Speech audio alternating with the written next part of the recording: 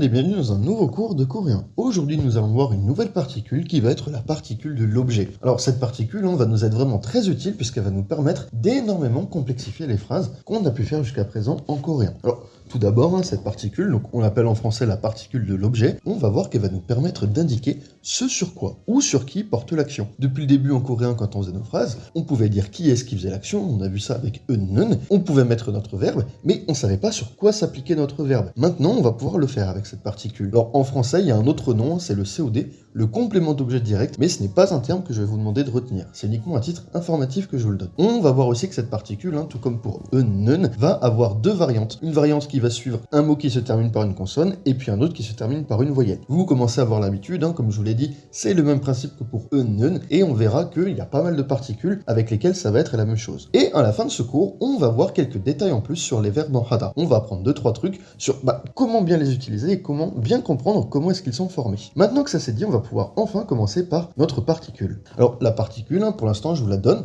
donc je vous donne sa forme qui termine par une consonne, et ça va être la particule eul. Regardez comment ça fonctionne. Si je dis par exemple 좋아하다, 좋아하다, ça veut dire aimer, ce verbe on le connaît déjà. On peut le conjuguer, ça nous donne 좋아해요, et ça veut juste dire, j'aime. Le truc, c'est que quand on fait ça, on peut dire qui fait l'action, je peux dire 저는 좋아해요, ça veut dire c'est moi qui aime, mais on ne sait pas qu'est-ce que j'aime en fait. On ne sait pas j'aime quoi. Avec cette nouvelle particule, donc eul, on va pouvoir préciser qu'est-ce qui est concerné par le fait que j'aime. Regardez, si je dis 사울을, ça veut dire que c'est Saoul que j'aime. Donc, en français, j'aime Saoul. Je vous donne un autre exemple. On va prendre la pomme avec le verbe 먹다 qui veut dire manger. Donc la pomme c'est 사과. Si je dis que je mange une pomme, je vais dire 사과를 먹어요. Et là vous allez vous dire, oui mais comment est-ce qu'on fait pour être sûr de ne pas la mélanger avec la particule nen. Regardez, c'est très simple. Là je dis 사과를 먹어요. Donc je mange quoi? Une pomme. Si j'avais dit 사과는 먹어요, ça voudrait dire quoi? Ça voudrait dire que c'est la pomme qui est en train de manger quelque chose. Or là, dans ce cas-là, vous avez bien compris que c'est pas possible. Une pomme, ça peut pas manger. Même exemple avec Saoul, si je dis 사울은 좋아해요, ça veut dire que c'est la ville de Saoul qui est en train d'aimer quelque chose. Bon, là forcément, ça marche pas très bien non plus. Alors que là, avec eul, on précise bien qu'on fait une action sur quoi, et puis on met notre mot avec le eul.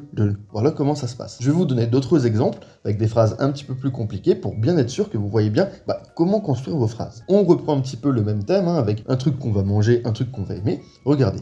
Si je prends kimbap을 좋아해요, kimbap을 좋아해요, on vient de le voir, ça veut dire aimer le kimbap.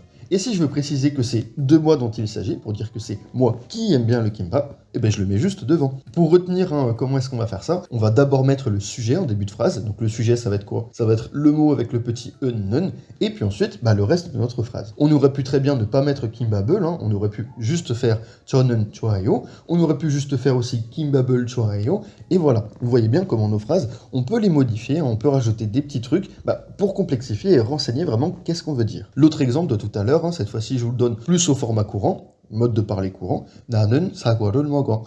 En ce qui me concerne moi, je mange une pomme. C'est pas plus compliqué que ça, maintenant qu'on a vu ça, vous savez déjà à peu près tout ce qu'il faut savoir pour ce cours. Maintenant, pour la suite de ce cours, je vais rentrer dans quelques petits détails en plus. Regardez, en coréen, très souvent, ce sur qui ou sur quoi s'effectue l'action, on va pouvoir le mettre. Comment ça se passe? Je vous donne un exemple. Imaginez, vous êtes en train de parler des devoirs avec votre pote, et là vous êtes en train de lui dire, je le fais, en parlant des devoirs. En coréen, vous n'avez pas besoin de repréciser que vous parlez des devoirs. Vous pouvez juste dire heyo, et on comprend que ça se rapporte bien aux devoirs. En coréen, on n'a pas besoin de ça, tout simplement parce qu'avec le contexte, on sait déjà sur qui porte notre action. Je vais vous donner un autre exemple, un petit peu plus clair. Regardez, si par exemple, je veux utiliser le verbe aimer. Le verbe aimer d'amour, c'est le verbe 사랑하다. Si je le dis à quelqu'un directement, j'ai pas besoin de lui dire que c'est sur lui que s'effectue mon action d'aimer. Vu qu'avec le contexte, il sait très bien que je suis en train de lui parler à lui ou à elle. Donc j'ai juste à dire 사랑해 et il comprend je t'aime. En français, on est obligé de dire je, toi, aime. En coréen, le toi, on peut le mettre, la phrase n'est pas fausse pour autant.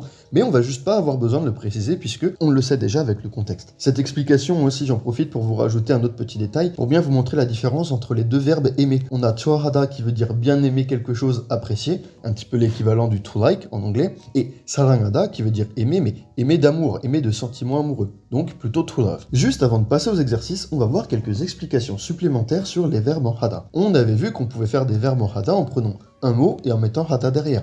On a déjà vu l'exemple, si je prends 공부 qui veut dire étude, je peux dire 공부하다 qui veut dire étudier. Mais regardez, maintenant qu'on a les eul, on peut très bien juste faire quoi? Des études. Et donc c'est comme ça qu'on peut aussi créer juste faire des études. Et là en fait il y a une petite différence, regardez. Si je dis 공부를 하다, c'est juste faire des études, alors que 공부하다, c'est vraiment le verbe étudier. On a créé un tout nouveau verbe qui va s'utiliser tel quel. C'est pas un assemblage de mots maintenant, c'est vraiment un verbe unique. Imaginez, vous parlez des mathématiques. Si vous voulez dire que vous étudiez les mathématiques, vous serez obligé d'utiliser 공부하다, puisque dans le truc de droite, il y a déjà un autre mot avec 을. Si vous voulez dire que vous étudiez les mathématiques, ça sera forcément les mathématiques 을, suivi de votre verbe étudier.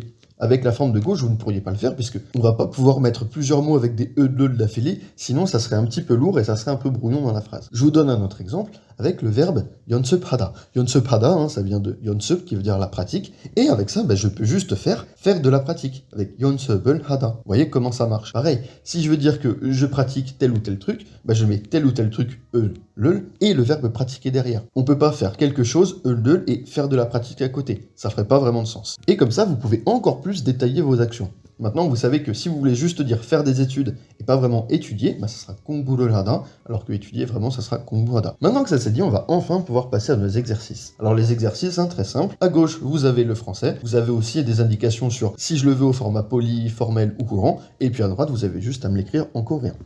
Allez hop, c'est parti. Pour la première phrase, on va avoir « Je pratique l'anglais ». Alors, je pratique l'anglais, on va reprendre la langue anglaise. On a vu que c'était 영어 dans le cours sur les nationalités et les pays du monde. Donc, 영어를. Et puis après, qu'est-ce qu'on fait? On fait juste le verbe pratiquer qu'on mettra au format formel. Donc, pratiquer, on avait vu que c'était 연습하다. On conjugue 연습합니다. Si on fait notre phrase en entier, on a donc 저는 영어를 연습합니다. Et voilà, notre phrase est finie. Ensuite, t'aimes les pommes? Là, on pose la question au format courant. Comment est-ce qu'on va faire ça? Donc là, on a le tu, donc on peut mettre un 너는, on n'est pas obligé de le mettre, mais on peut le rajouter. On fait un peu comme on veut. Et puis après, aimer les pommes. Comment est-ce qu'on fait ça? On dit tu aimes quoi? Tu aimes les pommes. Donc les pommes, ça va être le COD, donc ça va être les pommes, donc 사과, 을. Dans le cas de 사과, on a bien vu que ça sera 사과를, vu que ça termine par une voyelle. Donc 너는 사과를, et puis après, on met juste notre verbe aimer. Donc là, c'est aimer, apprécier, donc on mettra juste 좋아해. Donc, 사과를 좋아해. Je bois du soju. Alors, je bois du soju, comment est-ce qu'on va faire ça? Je bois quoi? Du soju, donc 소주를, et puis après le verbe boire, 마셔요. On avait vu que boire, c'était 마시다, et quand on le conjugue, ça nous donne 마셔요. Petite règle de conjugaison. Alors, autre petit détail avant de passer à la suite. Alors, ça va pas être un détail très compliqué. Je vais juste apporter une petite information supplémentaire. Souvent, en coréen, quand on va parler de boissons, notamment de boissons alcoolisées, ça se peut qu'on utilise le verbe 먹다 pour dire boire. Là, vous allez me dire, oui, mais 먹다, on l'a déjà vu, ça veut dire manger. Et oui, en fait, dans certains cas, 먹다 peut aussi vouloir dire boire. Si vous utilisez juste 마시다 pour dire boire, ne vous inquiétez pas, ça sera tout à fait correct. C'est juste que comme ça, si vous entendez 먹다 pour dire boire, vous ne serez pas étonné, vous savez d'où ça vient. Ensuite, je parle coréen. Donc on a vu que le coréen c'était 한국말, parler on avait vu que c'était 말하다, donc si on forme toute notre phrase, on aura 저는 한국말을 말해요, pas de problème. Sauf que là vous allez vous dire, pourquoi là dans la correction on a le mal qui est entre parenthèses? En fait en coréen, on avait vu que 한국말, quand on décompose le mot, ça fait les mots coréens. Mais on avait vu aussi que 말하다, ça voulait dire faire des mots. Si on regarde bien comment 한국말 et 말하다 sont créés, on voit bien qu'il y a deux fois mal. En fait les coréens ils vont trouver ça un petit peu répétitif. Alors vous inquiétez pas, cette phrase est tout à fait correcte grammaticalement, c'est juste qu'en fait ça va être un petit peu lourd, vu qu'on va répéter plusieurs fois mal à l'intérieur. Ce que vont faire les coréens, c'est qu'ils vont enlever le deuxième mal. Ils vont juste dire faire et la langue coréenne, vu que parler c'est déjà faire une langue, vous avez compris. D'ailleurs, avant de passer à l'exemple suivant, je vais rentrer un petit peu plus dans le détail, on peut faire 한국말을 해요, pas de souci, mais on peut aussi tout contracter en enlevant le 을, en faisant 한국말하다. On avait vu que 말하다, ça voulait dire faire des mots, faire des paroles, qui veut techniquement dire parler, et en fait, au lieu de juste mettre mal, on peut juste mettre 한국말, et dans ce cas-là, fabriquer 한국말하다, qui veut dire parler coréen. Alors, effectivement, c'est un nouveau verbe, mais c'est pas un nouveau verbe qu'on va forcément trouver dans le dictionnaire, c'est juste le verbe qui est fait comme ça. D'ailleurs, ici, on a 한국말하다, on peut très bien le faire avec toutes les autres langues, y compris les autres langues qui terminent pas par mal et par o. Je vous donne un autre exemple, si je veux dire parler anglais, je peux très bien juste faire 영어하다. 영어하다, ça veut aussi vouloir dire parler anglais. Bon, ça, c'est un petit détail technique, c'est juste pour parler plus naturellement en coréen, mais gardez à l'idée que votre première phrase est tout à fait correcte grammaticalement. Ensuite, on voit une petite île. Comment est-ce qu'on va faire ça? On va d'abord décomposer, donc une petite île, 작은 섬. On avait vu que petit c'était 작다, on transforme en adjectif 작은 섬, avec 섬 qui veut dire île. Si vous n'êtes pas encore à l'aise avec les adjectifs, comment conjuguer les adjectifs, n'hésitez pas à revoir le cours sur les verbes descriptifs. Donc le verbe voir, on avait vu que c'était 보다 aussi, donc on peut faire 우리는 작은 섬을 봐요. Bon, dans cet exemple-là, je vous ai pas mis le 우리는, tout simplement parce qu'il est optionnel, on peut le mettre ou ne pas le mettre. comme d'habitude. Je donne du kimbap. Alors je donne, on aura 저는. Donner du kimbap, donner quoi? Donc du kimbap. kimbap을, et puis après le verbe donner 주다. 주다, quand on le conjugue, on a 줘요. Si je fais toute ma phrase, ça me donne 저는 kimbap을 줘요. Je donne du kimbap. Ensuite, on va voir une phrase un peu plus longue. Nous achetons du tteokbokki. Cette fois-ci, je l'avais en format formel. On va d'abord mettre notre nous au début. Donc le nous en formel, on avait vu que c'était 저희, 저희는, vu que c'est le thème de la phrase.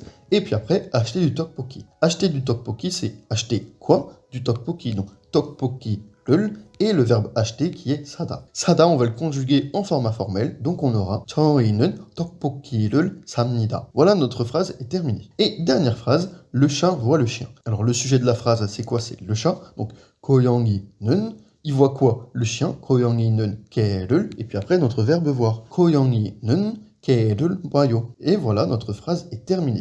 Bon, j'ai essayé de faire des exercices un petit peu plus compliqués que d'habitude. J'espère que vous n'avez pas trop été perdu et que vous avez réussi à bien tous les faire. D'ailleurs, si pendant les exercices vous avez du mal à trouver certains mots de vocabulaire, vous pouvez juste aller sur un outil de traduction, regarder votre mot et continuer vos exercices. Comme ça, à force, petit à petit, les mots vont rentrer et vous les apprendrez petit à petit. En tout cas, j'espère que ce cours vous a plu. Et puis sur ce, je vous donne rendez-vous la semaine prochaine dans une prochaine vidéo. Ciao!